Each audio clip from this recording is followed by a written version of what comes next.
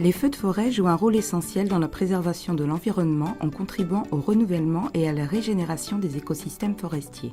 Au cours des dernières années, les feux de forêt et la sécheresse ont causé de graves effets cumulatifs au territoire du Nord-Ouest. Les effets cumulatifs sont définis comme des changements environnementaux causés par le développement humain, comme les routes, et les phénomènes naturels, comme les feux de forêt, qui s'accumulent au fil du temps.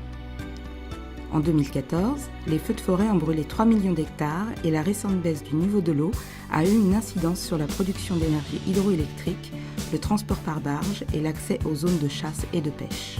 Mike Pisarik, professeur à l'université Brock, réalise un projet sur les effets des feux de forêt dans la région du Slave-Nord. Notre étude porte sur la fréquence des feux de forêt pour savoir s'ils se produisent plus souvent depuis le réchauffement récent du climat.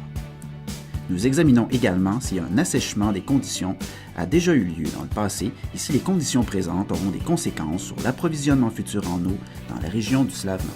Les données satellites indiquent que le nombre de feux de forêt au TNO augmente année après année, surtout depuis les années 2000. Toutefois, les données sur la température, les précipitations et les feux au TNO ne remontent que 70 ans en arrière. Ce manque de données nous empêche de savoir si la fréquence des feux de forêt augmente à long terme.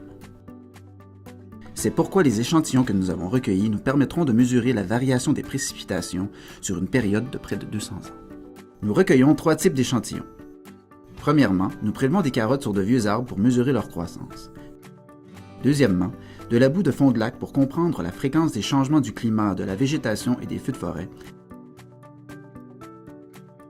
Et troisièmement, des insectes et de l'eau des cours d'eau pour comprendre les changements chimiques de l'eau après un feu.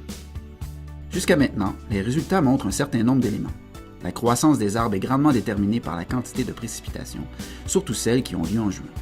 Le nombre de types d'insectes vivant dans les cours d'eau qui traversent une région brûlée est moindre que celui des cours d'eau qui traversent une région non brûlée.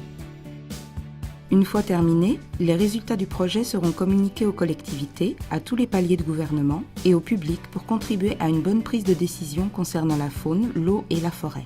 Les recherches du professeur Pisarik sont partiellement financées par le Programme de surveillance des effets cumulatifs des territoires du Nord-Ouest, PSECTNO, l'un des nombreux programmes environnementaux financés par le ministère de l'Environnement et des Ressources naturelles des territoires du Nord-Ouest. Le programme fournit d'importants renseignements sur les effets cumulatifs aux collectivités et aux décideurs du Nord.